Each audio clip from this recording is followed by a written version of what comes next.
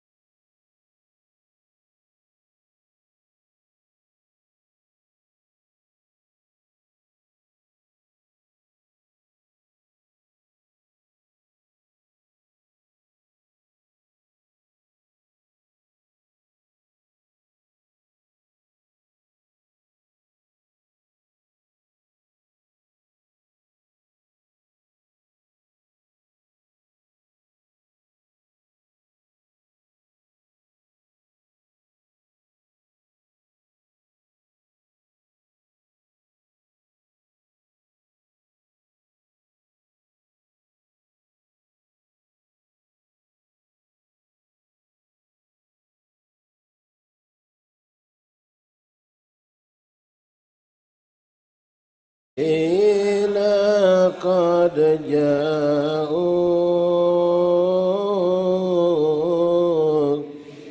لذنب يستغفر.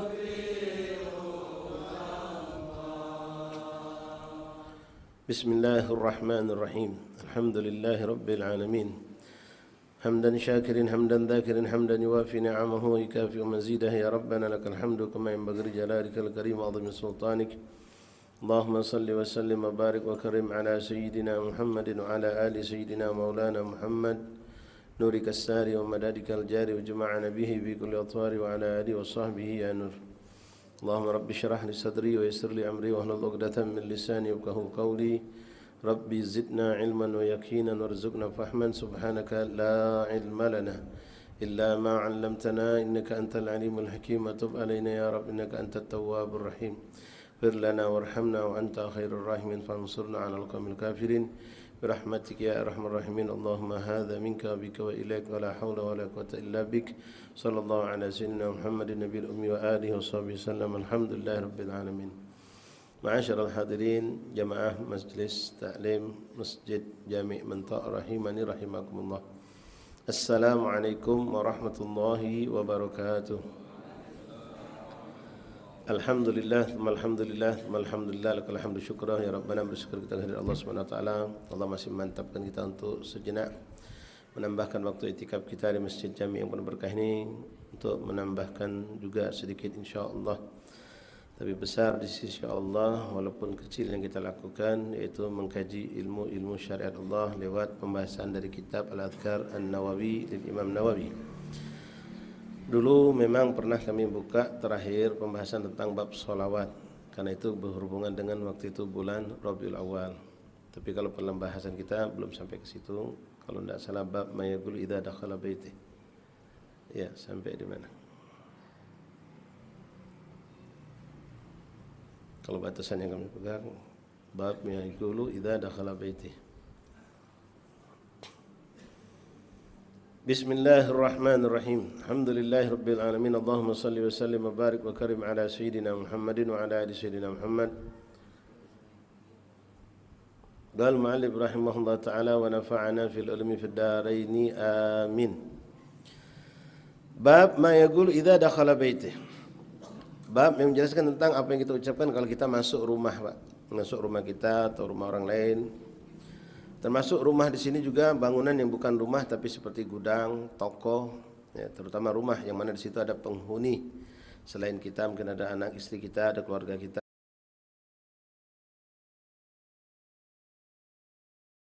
Yang mana di situ kita duduk lama di tempat tersebut.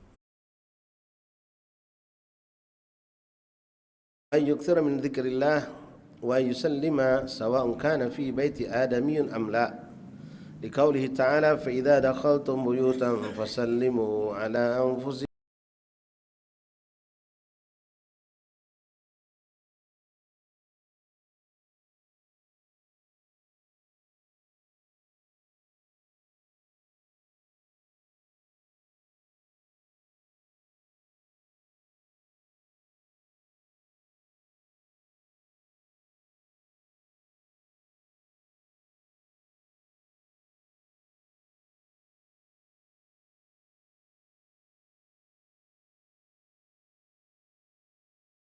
Tahiyatan min indillah min dzikrillah ta'ala. Lalu perbanyaklah zikir kepada Allah Subhanahu wa taala, bertasbih, bertahmid, bersalawat. Kemudian yang terpenting kata beliau, ucapkanlah salam. Assalamualaikum. Nah, ini kadang-kadang kita kalau rumah sendiri enggak ngucap, Pak. Kalau ke rumah orang saja kita mengucapkan assalamualaikum. Keluar masuk, keluar sebentar, masuk lagi. Kita enggak pakai salam lagi, padahal setiap masuk ucapkan salam. Setiap masuk ucapkan salam. Adapun keluar rumah itu juga dibolehkan, ya, karena salam itu intinya doa, ya, semoga Allah memberikan keselamatan. Kita kadang-kadang pas pisah kan ucap assalamualaikum, ya boleh, itu memang juga ada anjuran dari Rasulullah SAW. Nah, tapi ketika kita masuk maka dianjurkan untuk mengucapkan bismillah, kemudian zikir dan ucapkan assalamualaikum. Bahkan di dalam syariat diajarkan seandainya tempat tersebut kita yakinin benar tidak ada orang, kunci kita yang pegang. kita buka rumah sendirian, kita buka toko sendirian, nggak ada orang, maka juga disunnahkan untuk mengucapkan salam. Bahkan salamnya sedikit dibedakan dengan tambahan seperti salam kalau kita tahiyat. Assalamualaikum warahmatullahi wabarakatuh. Assalamu alaina wa ala ibadillahis salihin. Karena diyakini tempat-tempat seperti itu bukan hanya kita saja yang ada, tapi boleh jadi yang tidak nampak. Seperti jin, malaikat atau arwah-arwah salihin boleh jadi ada di situ. Maka disunnahkan kita mengucapkan Assalamualaikum warahmatullahi wabarakatuh. Assalamu alaina wa ala ibadillahis salihin. Apalagi kalau tempat-tempat yang memang jarang kita masuki. Ya, di rumah ada kamar kosong, lama nggak dipakai, kita masuk, ucapkan salam itu. Maka insya Allah nggak ada gangguan apapun. Karena tempat-tempat yang kosong seperti itu, walaupun tidak ditunggui, ada kamar bekas orang tua kita, orang tua udah meninggal, kakek udah meninggal, kamar itu kosong, jangan dibiarkan kosong sebegitu saja. Tapi hendaklah tetap kita keluar masuk ke situ, walaupun sekedar untuk buka jendela, nutup jendela.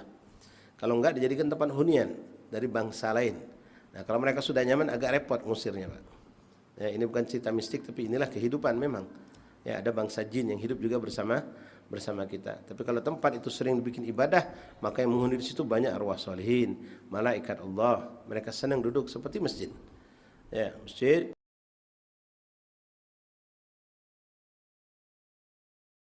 Kita masuk masjid kosong. Ucapkan Assalamualaikum warahmatullahi wabarakatuh. Assalamualaikum wa ala ibadillahis salihin. Karena kita yakini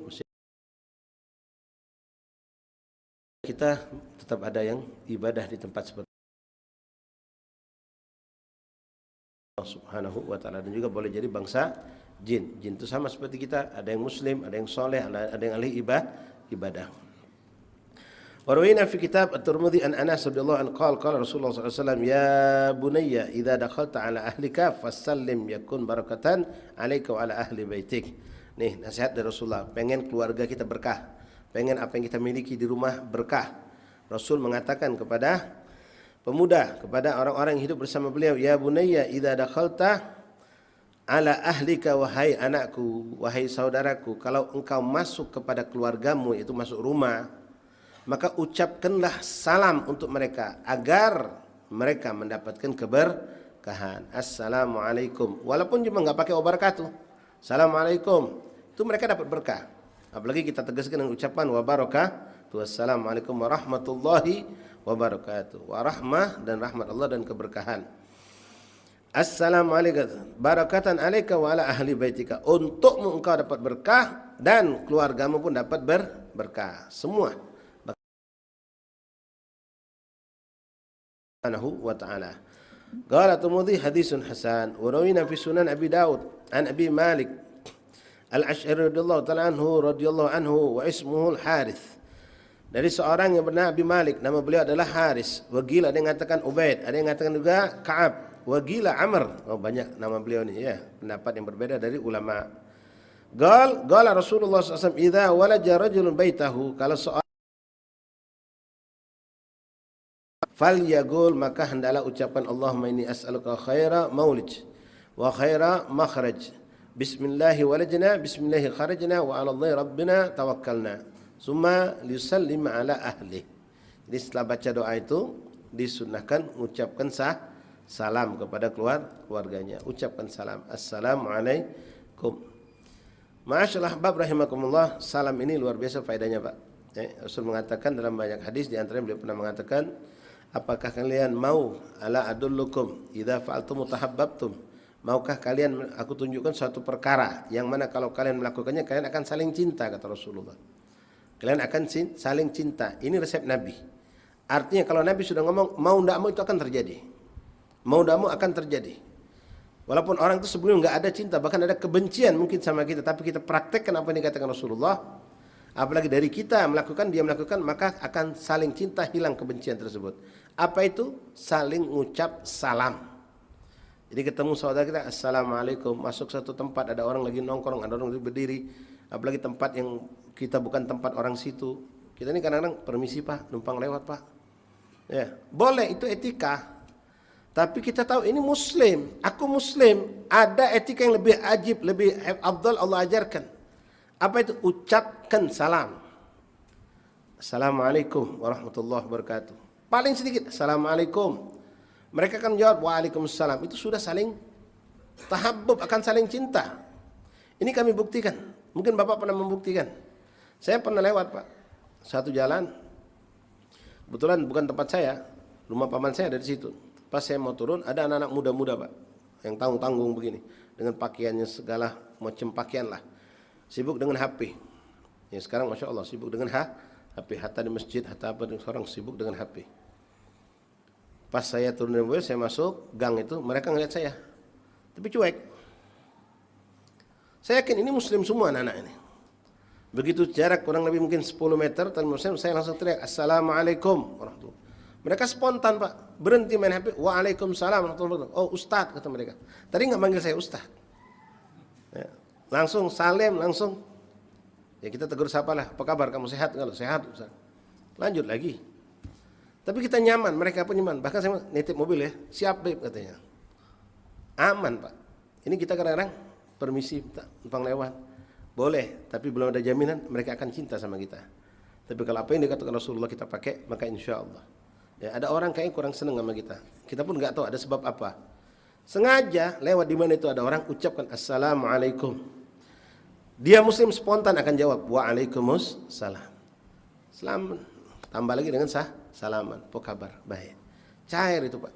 Akan cair dengan sengaja. Ya. Itu dari Rasulullah. Ibsus salam, sebarkan salam kata Rasulullah. Disuruh. Nah kita lingkungan kita muslim mayoritas. Tahu, kadang kita nggak saling tegur dengan salam. Kadang langsung dengan akrab. Mana lu? Mana? Mana langsung Pak. Tidak assalamualaikum lu baru nanya kemana nak kemana. Ya mungkin sering saya sampaikan kadang-kadang tegur sapa kita pakai klakson. Ketemu di motor kita kesini dia ke sono. Tintin dijawab Tintin juga. Padahal sama-sama pakai peci. Tintin dijawab Tintin. Subhanallah. Itu tegur sapa. Labas itu menunjukkan ada kekerapan ya, kita enggak sombong, tapi jangan buang apa yang diajarkan Rasulullah. Tintin, assalamualaikum, waalaikumsalam. Itu yang diajarkan oleh Nabi Muhammad sallallahu alaihi wasallam. Jadi hukum salam sendiri itu panjang ya, bagaimana kalau salam datang dari orang kafir, bagaimana kalau kita kebetulan kadang-kadang spontan, enggak sengaja nelpon pesan assalamualaikum, tahu kita ya Allah ini orang kafir. Ya, apa hukumnya itu semua ada diatur di kitab ini pun dijelaskan, nanti ada babnya tersendiri. Ma'asyiral ahbab rahimani rahimakumullah. Wa rawaina an Abi Umamah Al-Bahili wa ismuhu Sudai bin Ajlan an Rasulillah sallallahu alaihi wasallam. Thalathatun kulluhum dhaminun 'ala Allah azza wa jalla. Dari sahabat yang bernama Abi Umamah Al-Bahili, nama aslinya Sudai bin Ajlan. Sudai bin Ajlan. Beliau menyampaikan sebuah hadis dari Rasulullah SAW. Rasul berkata, salasatun kulluhum dhaminun ala Allah azza wa jalla. Ada 3 perkara yang Allah memberikan jaminan. Makna jaminan sih perlindungan, penjagaan dari Allah Subhanahu wa taala dari segala bentuk hal-hal yang buruk. Apa itu 3 perkara? Yang pertama, rajulun kharaja ghaziyan fi sabilillah azza wa jalla, fa huwa dhaminun ala Allah azza wa jalla hatta yatawaffahu fa yadkhilahul jannah aw yaruddahu bima nala min ajrihi wa ghanimatin. Pertama, seorang yang keluar benar-benar berjihad dan niatnya benar-benar karena Allah. Orang yang keluar ikut berperang, jihad, membela agama Allah benar-benar karena Allah. Maka orang dalam jaminan Allah. Seandainya dia wafat, dia langsung masuk surga, dapat tiket khusus tanpa hisab masuk surga. Kalaupun dia dipanjangkan Allah umur enggak wafat dalam perang tersebut, dia akan dikembalikan oleh Allah kepada keluarganya dalam keadaan sehat walafiat, selamat, dalam keadaan selamat, dan dia akan mendapatkan bagian ganjaran pahala di dunia. Dan boleh jadi kalau menang perang ada ghanimah, dia pun mendapatkan daripada rampasan perang. Wa rajulun raha ilal masjid fa yadkhilahul jannah aw yaruddahu bima nala min ajrihi wa ghanimah. Subhanallah. Allah menja'alna minhum. Ini lebih gampang, mungkin kita dapatkan Pak. Orang yang keluar dari rumahnya menuju ke masjid, masuk kategori masjid, surau, langgar, musola. Tujuannya ya karena Allah, mau ibadah, mau sholat, mau hadir majelis taklim. Ya bukan tujuan yang selain itu. Tujuannya untuk mendekati kepada tagarub Allah. Maka ini orang dalam lindungan Allah, dalam penjagaan Allah. Kalau Allah takdirkan itu orang wafat, maka dipastikan dia akan menjadi penghuni surganya Allah. Ini nikmatnya Pak. Karena hadis Rasulullah SAW mengatakan, ya dalam apalagi ke masjid taklim lagi Pak. Ya, ke masjid taklim di malam hari itu banyak sekali fadailnya. Nabi pernah mengatakan, Basyiru mamsyayina fi dhulam ilal masjid binurit tam yaumal qiyamah. Sampaikan kabar gembira bagi orang-orang yang berjalan di malam hari. Kemana? Ke masjid. Dengan apa kabar gembira? Mereka akan mendapatkan cahaya yang sempurna di yaumil qiyamah. Jadi rajin-rajin ke masjid, Pak. Ya, di malam hari terutama menunaikan salat zuhur, salat maghrib, isya dan subuh. Bukan berarti siang tidak, ya, tapi malam ada khususnya yang diberikan Allah, apalagi zaman-zaman atau daerah-daerah yang mungkin tidak terlalu terang benderang. Di situ mungkin yang kita hadapi agak lebih, ya, gelap, modal kita center barangkali. Kadang-kadang kita ada ketakutan, ada apa, tapi kita tetap tawakal. Maka itu Allah memberikan janjinya. Man kharaja fi talabil ilm fa huwa fi sabilillah hatta, ya, siapa yang keluar kemanapun walaupun bukan ke masjid, apalagi menuju ke masjid, maka orang dalam keadaan fi sabilillah. Lalu seandainya, insyaallah seperti kita semua Pak ya, pulang selamat, maka kita dipastikan mendapatkan ganjaran pahala yang besar.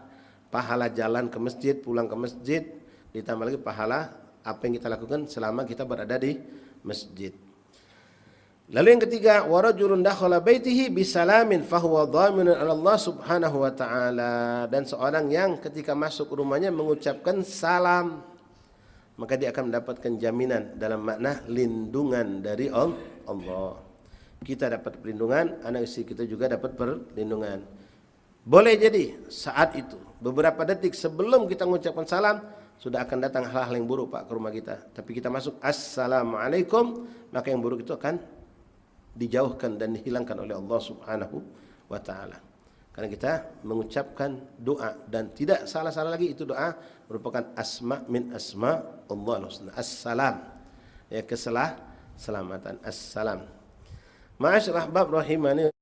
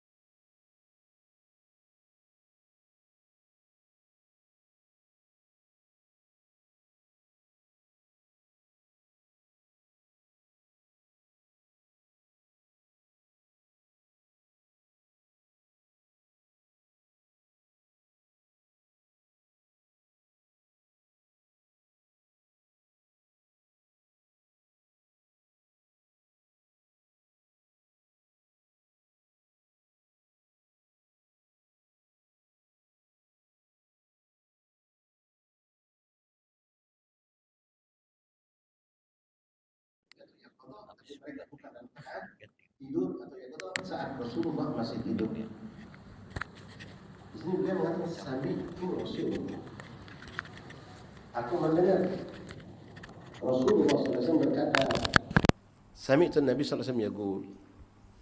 Jadi ini sahabat hadir sama Rasulullah, duduk bersama Rasulullah, mendengar ucapan Rasulullah.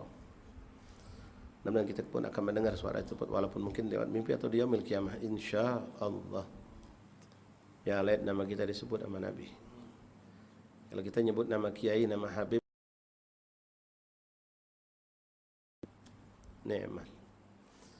Ngaku cinta Nabi banyak, tapi yang diakui cinta oleh Nabi enggak banyak. Ya. Siapa di antara mereka orang yang menghidupkan sunnah Rasulullah?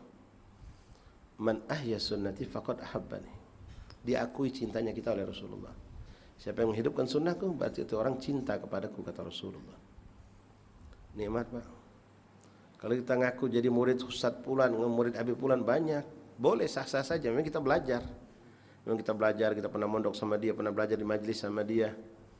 Lalu kita ngaku, oh alhamdulillah itu guru saya. Sekarang kan baru belajar sekali ngaku. Ketemunya pas lebaran aja sekali. Langsung ngaku guru saya. Ya, memang. Tapi akan lebih indah, ikhwan. Seandainya ya kita datang seorang kiai, seorang habib, misal katakanlah di luar sono, kita datang dari Mentok, bahasanya inti orang dari mana?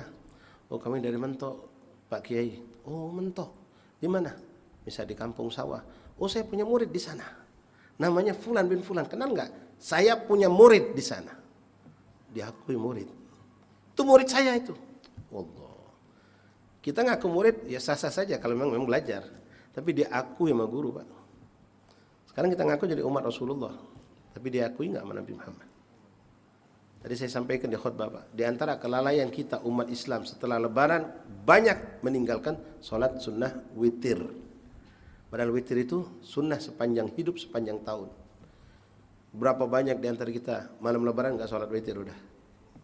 Bahkan nginjak masjid pun enggak, dari malam, dari pagi, dari siang sampai sore sampai malam enggak minjak masjid lagi udah. Puasa terakhir kayak udah lebaran. Ya enggak ada tarawih, enggak ada salat berjamaah, witir pun lepas. Apa kata Rasulullah? Man lam yutir falaysa minni. Orang yang enggak mau melakukan salat witir bukan dari golongan aku, kata Rasulullah. Enggak diakui sebagai umat Nabi Muhammad. Na'udzubillah min dzalik. Tapi kalau Nabi mengakui kita sebagai umat, oh nikmat luar biasa. Taib. Sahabat Jabir bin Abdullah mengatakan, sami'tu Nabi sallallahu alaihi wasallam, aku mendengar Rasulullah SAW berkata, "Idza dakhala rajul baitahu, fa dzakara Allah Ta'ala inda dukhulihi wa inda ta'amihi qala syaitan." Kalau seorang, di sini memang Nabi mengatakan rajulun, laki-laki, tapi maknanya juga perempuan. Ketika dia masuk rumah dia baca zikir. Zikir itu banyak di antara tadi yang diajarkan. Ya. Allahumma inni as'aluka khair maulid wa khair makhraj. Minimal assalamu alaikum. Banyak lagi, Pak, nanti ada anjuran baca qul ya ayyuhal kafirun, baca surah Al-Ikhlas, macam-macam banyak anjuran dari Rasulullah.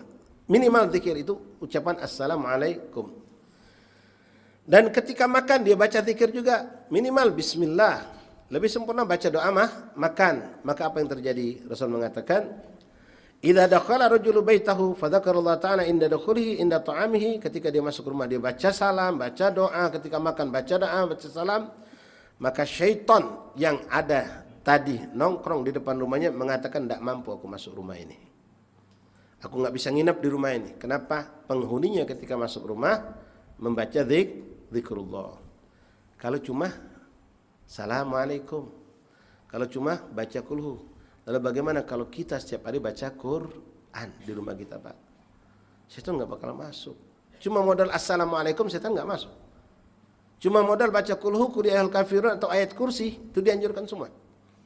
Setan nggak masuk. Bagaimana kalau orang itu tiap hari baca Quran? Ini yang perlu kita hidupkan di rumah kita. Ya, kita udah nggak baca Quran, istri nggak baca Quran, anak nggak baca Quran, nggak semua. Kalau kemarin waktu Syawalan, Pak, istilah kita nyawal, ya, ada orang masuk 10 Syawal, belum lagi sita Syawal belum. Sampai 15 belum sempat. Kenapa? Banyak kondangan, Bib. Sanja sana, sanja sini, kampung mertua datang. Wah, panjang. Belum sempat sita Syawal. Kapan mulai? Baru tanggal 20 dia sanggup. Alhamdulillah. Dimaklumi. Dimaklumi Pak. Nunda sita Syawal karena banyaknya kesibukan. Tapi minta maaf untuk diri saya. Saya tidak akan pernah memaklumi kalau saya meninggalkan baca Quran gara-gara Lebaran. Di hari Lebaran tetap baca Quran harus. Nggak ada alasan. Kenapa nggak baca Quran sampai seminggu? Lebaran, loh, apa urusan Quran? Nggak sempat baca Quran. 2 lembar, 10 lembar, 3 lembar, 1 lembar. Apa alasan kita? Bahkan sampai sebulan nggak baca Quran. Musibah ini Pak. Yang kita takutkan bukan kitanya yang nggak mau, tapi Allah tidak mengizinkan kita untuk baca kalamullah. Baca Quran bisa lancar, tapi nggak bisa, nggak punya waktu. Yang ngerikan. Jadi balik tadi, kalau cuma zikir saja, salawat atau assalam bisa mencegah iblis syaitan masuk. Bagaimana dengan kalau kita baca Al-Quran, baca zikir, sobah wal masa dan seterusnya. Bukan cuma nggak masuk, bahkan dia pun nggak bisa ikut menikmati makanan yang kita makan. La mabita lakum wala asya. Tidak bisa ikut masuk, nggak bisa ningrung dalam makanan yang kita makan. Kadang-kadang kita makan nggak ada berkah Pak. Kenapa? Nggak baca zikir, nggak baca doa, nggak baca bismillah, langsung aja tetap makan. Ditutup dengan apa? Bukan alhamdulillah. Wah, mantap hidangan hari ini. Jadi awal bismillah. Allahumma barik lana fima razaqtana wa qina. Doa anak kita juga apal, kita baca minimal bismillah. Lebih afdal bismillahirrahmanirrahim. Pakai sunnah Nabi, makan pakai tangan kanan. Ya. Ini kadang-kadang kita suka praktek sunnah, tapi kadang-kadang menyalahi sunnah tanpa disadari. Ini orang Palembang paling banyak, termasuk orang Mentok. Sama makanan kita pempek Pak. Oke, kalau orang makan pempek itu megang cuko. Nah, ngirupnya tangan kiri, makanya tangan gitu semua itu. Atau yang belajar ngerti, ustadz pun mungkin begitu tanpa sadar. Ya, cukonya seharusnya, ya kalau mau taruh pakai tangan ribet, tapi minimal bisa ya dibantu. Ada lagi saya perhatikan, tahu bisa minjem botol. Ya, ada orang buka botol, tangan kanan kan lebih kuat, tap. Langsung minum pakai tangan kiri tanpa disadari itu, tanpa disadari. Ya kalau sadar ya naudzubillah, berarti mengkhalafah sunnah. Nah, kita harus perhatikan yang sepele seperti itu agar tidak bersalahan. Jadi orang yang baca zikir ketika makan, syaitan pun nggak bisa ikut makan, lari dia Bang. Tapi kalau kita nggak baca doa, nggak baca zikir, syaitan. Kita pernah dengar kan, ketika kita lupa baca bismillah di awal, teringat di tengah makan, teringat belum baca, maka disunahkan baca bismillahirrahmanirrahim awwalu wal akhiru. Ketika itu pernah terjadi pada seorang sahabat hadir makan bersama Rasulullah, dia lupa baca bismillah, di tengah makan dia teringat, maka Rasulullah dengan mukjizatnya menyaksikan setan itu memuntahkan kembali apa yang dia makan. Ketika belum baca bismillah ikut makan. Memang makanan kita nggak berkurang, tapi keberkahan yang hilang. Saya kata setan ngambil bukan sepiring lalu hilang loh, kok hilang separuh? Ya, nggak begitu. Tapi keberkahan makan itu yang akan hilang. Tapi kalau kita baca bismillah, Rasulullah sendiri menyaksikan. Dan Rasul pun tersenyum menyaksikan itu Pak, ketawa. Syaitan yang tadinya ikut makan pada seorang sahabat yang lupa baca bismillah, lalu di tengah-tengah bismillah makan dia teringat, lalu dia baca bismillah awalul akhiru, syaitan itu memuntahkan apa yang ada di perutnya tersebut. Dan Nabi tertawa menyaksikan itu. Bib, mana kalau selesai baru ingat. Kalau tadi bismillah awalul akhiru kalau pertengahan, kalau selesai gimana? Ya sudah, alhamdulillah. Ya, maju baca bismillah lagi nambah inti. Yang ulang dari awal. La ilaha illallah. Taib, satu hadis lagi dalam bab ini. Warawina fi kitab Ibn Sunni an Abdullah bin Umar bin As radhiyallahu anhuma qala kana Rasulullah SAW idza raja'a fi an-nahar ila baitihi yaqulu alhamdulilladzi kafani wa awani walhamdulilladzi at'amani wa saqani walhamdulilladzi manna 'alayya as'aluka an tujirani minan nar. Ini khusus doa ketika kita pulang siang hari ke rumah. Ada doa, yaitu biasanya kita di siang hari itu makan, istirahat, ya. Maka disunahkan baca alhamdulilladzi kafani wa awani, yang telah mencukupi aku atau makna melindungi aku dan mengembalikan aku. Alhamdulilladzi at'amani wa saqani, makan biasanya Pak kita di rumah makan siang. yang telah memberikan aku makan dan minuman. Alhamdulillahilladzi manna 'alayya, yang telah memberikan bermacam-macam pemberian untukku. As'aluka an tujirni minan nar, aku berlindung kepadamu ya Allah dari Malik annahu balagha annahu yustahabbu idza dakhala baitan ghairu maskun an yaqula assalamu alayna wa ala ibadillahis salihin. Wallahu a'lam bis shawab. Bab ma yaqulu idza istayqadha min al-lail wa kharaja min baitihi. Ma'asyiral hadirin rahimakumullah, ini mungkin yang bisa kami tambahkan pada sesi kedua ini. Mudah-mudahan Allah berkahi. Bantu doa Bapak, mudah-mudahan kita dipertemukan Allah lagi. Ya, ini jadwal sebetulnya akhir bulan. Ingat kemarin kami ada musibah di kampung, orang soleh di kampung kami meninggal dunia. Jadi kami enggak jadi datang, tapi qadarullah, ya ini yang terbaik, Allah yang ngatur. Semua an-nas yufakir, Allah yuqaddir. Manusia boleh punya rencana, tapi yang akan terjadi sesuai dengan apa yang Allah kehendaki. Wallahu a'lam bishawab. Mari kita tutup dengan doa. Selalunya ada di sini permintaan doa syifa dan juga untuk almarhum. Bismillahirrahmanirrahim. Alhamdulillahi rabbil alamin.